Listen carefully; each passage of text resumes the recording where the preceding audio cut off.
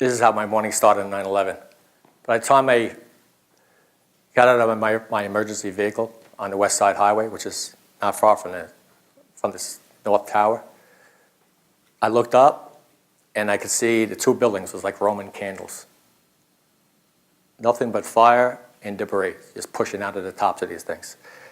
And they said, okay, we got to get closer. And I got closer and closer and closer. And I heard these unusual noises. And I just couldn't pinpoint. I've never heard these noises before. And I turned to my partner and I said, what's these noises all about? And he sounded something like boom, boom. And I got closer and closer and closer and kept on louder and louder. And then I realized it was people jumping from the building. I was so distraught, so close, I could see the grimaces on their face as they were falling. I could just like imagine the pain they were going through and the emotion of pushing the air as they were going. And of course, standing there, you can't do anything about it. You just have to do what you're trained and move, and do the best you can to help. So we transversed around the building. I got within, I don't know, maybe 100 yards of where I think I needed to be to get into that lobby to get up and help. And as soon as I hit that 100-yard mark, the entire ground shook. It shook so bad, it was like standing next to a freight train. And I said, okay, now what? You look up, you see the building, and the building is pancaking. One floor after the next after the next. And your mind's eye says, wait a second, this can't be happening. And you're just in peril. And you say, run, run, run. But how long do you have? What direction should you go? It took a 110-story building 9 seconds to collapse. By the time I turned and ran, I didn't know at the time I had 9 seconds, but fortunately I'm standing here, I ran in the right direction. So I run. We all run, everybody. I run, thinking, I don't know, I can't be more than 10 feet away from this thing because I'm running so hard, but it doesn't feel like I'm going anywhere. And it's beautiful, I mean, the most beautiful blue sky you've ever seen. Clear as a bell. You turn, and there it is. Here's that dust cloud. You've all seen it on TV. There's that dust cloud. It tatters me, tatters my back, tatters my legs, tatters my body. That beautiful blue sky is now black as black could be. Close your eyes and run as fast as you can to save your life. And that's what I did. Thinking I got far enough away, of course I didn't. I ran into the side of a parked car. Full blast, out cold, laying in the street. It started to come through after a couple of minutes. I'm heaving now. My lungs are filling with smoke, debris. My palate, it's got a lot of crust in it. My throat's closing. I could feel myself going. There's no way I was getting out of this thing.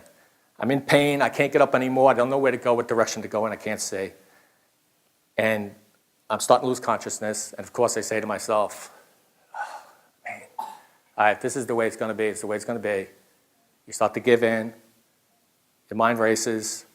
And you say, oh, man, my wife. What's my wife going to do? What are my kids, my son, my daughter? I'm never going to see their children. I'm never going to see them have children or grow. And I'm going as slow could be. And then something unbelievable happened to me. As I gave in, as I gave up, this overwhelming sense of complacency, like you would not believe. It was like the most peaceful feeling one could ever have. It was body and soul zen. Zen like you would just think you were sleeping, the best sleep you ever had, times 10, times 100. And that's the way I felt. It was beautiful. And here I am thinking, okay, it's over for me. Then something happened again.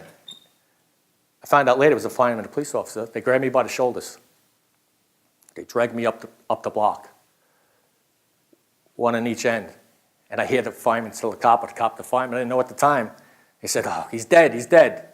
And of course, I didn't have the strength to tell him, no, I'm not dead. I'm not dead. But they were able to get me to a safe place. And they got me to a safe place blocks away. I slowly recovered. Took me a little while. By the time I came to, of course, I'm not going to go to the hospital. There's no way. I'm like every good fireman, every good police officer, every good rescue worker. We're going back in. We're going to see what happens. Rescue and recovery. And that's what I tried to do, and that's what I did. However, there was no rescue. It was just recovery. It was like the H-bomb went off in this immediate area. That's why I call it ground zero. There's nothing left. We were walking on top of fire trucks. Didn't even know they were fire trucks anymore. They were squashed. So I got to the point where they relieved me. And they said, Mike, get off the pile. You need to go to they assigned me, of course, what did they assign me to? The temporary morgue. The temporary morgue, that's self-explanatory what the temporary morgue is. But for the next 72 hours, I'm at the temporary morgue. And during that time, I kept saying to myself over and over again, boy, when I get the opportunity, when I get the chance to get home, I'm beelining it right to see my kids.